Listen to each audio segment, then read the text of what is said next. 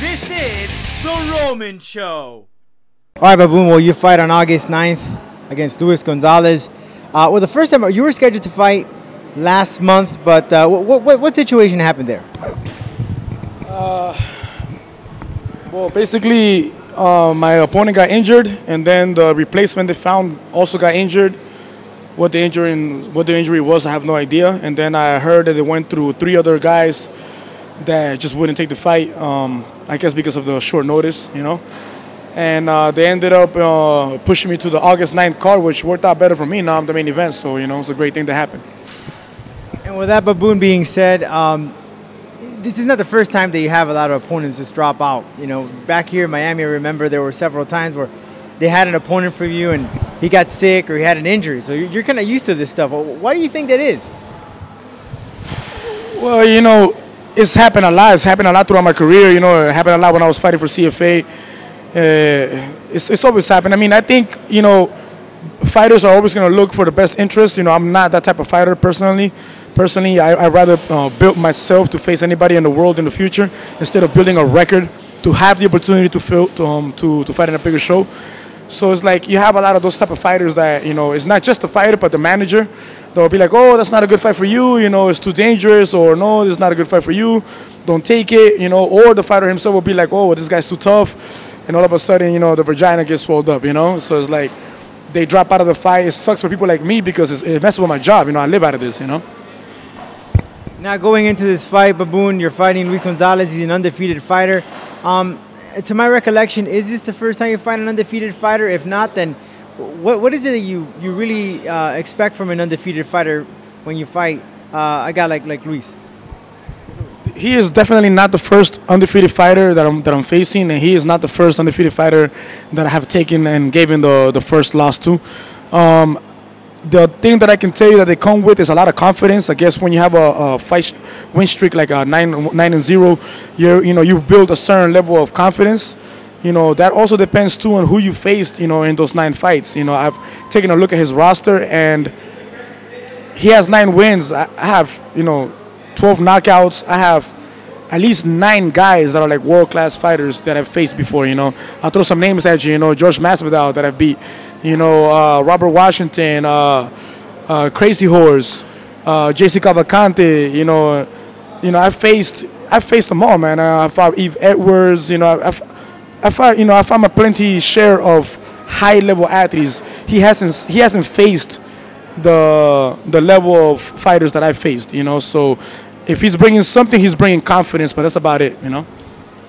And going into this fight, Baboon, prior to this, you had the Justin Gaethje and Nick Newell fight for the lightweight title. Melvin Guillard is up next.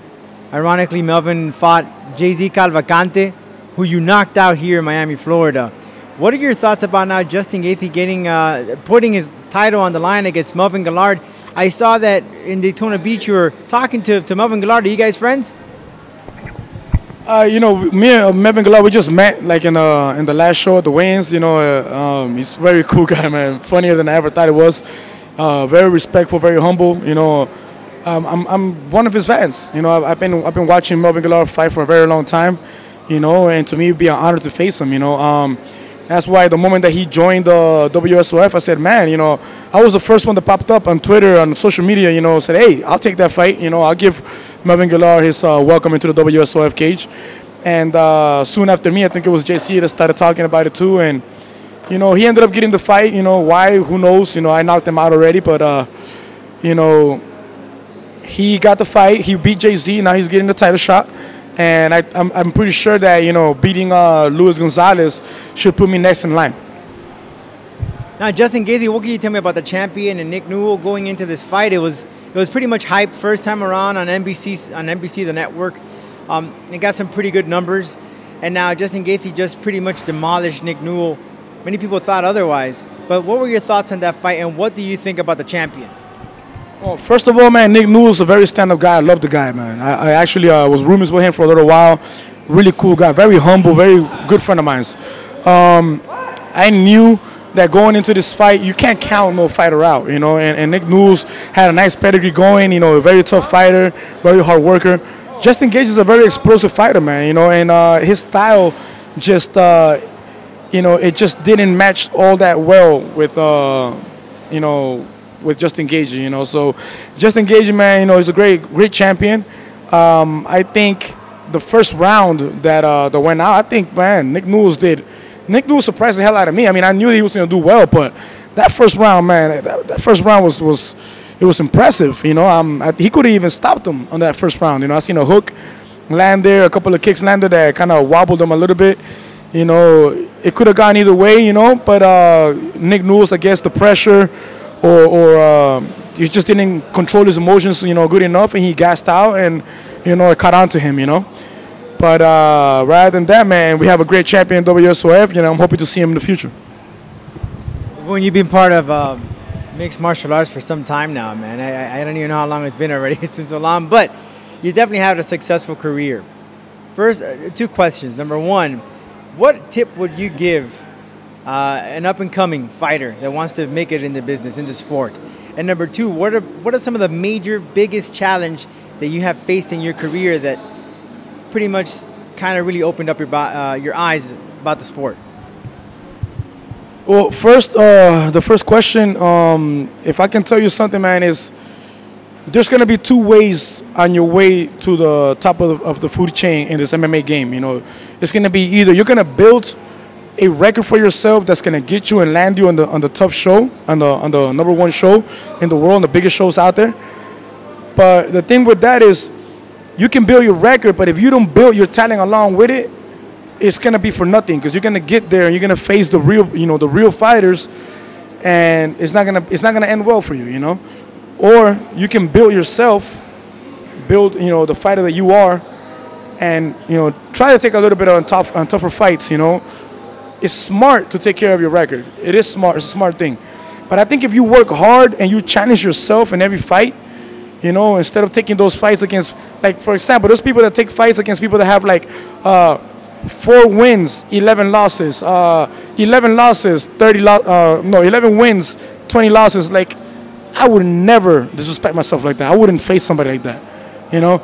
Try to challenge yourself a little bit. At least, I'm not saying go against somebody that doubles your record, but try to go at least somebody that matches your record, so you can know that you are in that level as you move up. Next thing you know, you're in the big show because you have a clean record, but you can't hang with the guys. So I would say, if you're gonna build a record, build yourself as well. Don't just hang on to the illusion of the 9-0, 10-0 thing. Like, build yourself as a fighter.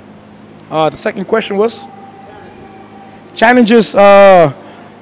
It's basically just living this life, man. It's a dream come true to actually live out of what I do. I love the sport of MMA. At the same time, you got to think, I have a son, I have a family, I help out, and it's day to day, you want to make more money, and not all the time everything happens how you want it to happen. Not everything goes according to plan. Injuries happen, fights get postponed, fights get canceled, and in the end of the day, this is the way that you live. So it's a challenge to keep living the dream, but keeping the fire of the dream alive, to make sure that everything's going as planned. It's a big challenge just to keep the motivation going when you have all these responsibilities around, apart from the cage and apart from the training, to put it all together, to make it all sink in. That's the biggest challenge to me, to keep a happy home for my son, a happy home for my family, at the same time a clear head to train and, stay free of injury and, keep the bills paid, man. That itself is just a challenge, Last question, Baboon. This fight coming up against Lewis Gonzalez, then you got Melvin and Justin going up for the title. Have they told you that this is a number 1 contender fight? And if so, what can we expect also from this fight coming up August 9th? What can people expect for those that have not seen you, since you're going to be part of the main event of this card?